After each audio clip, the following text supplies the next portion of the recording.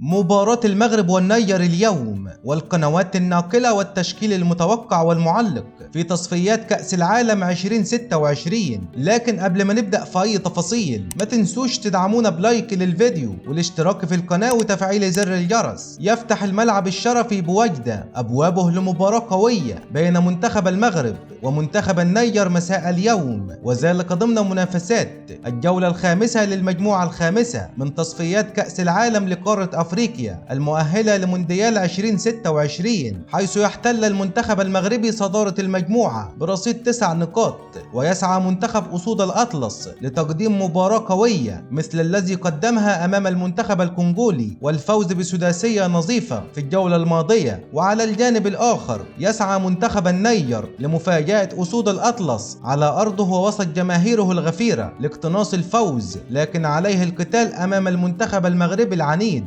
وإليكم الآن التشكيل المتوقع للمنتخب المغربي كما هو موضح أمامكم بالفيديو.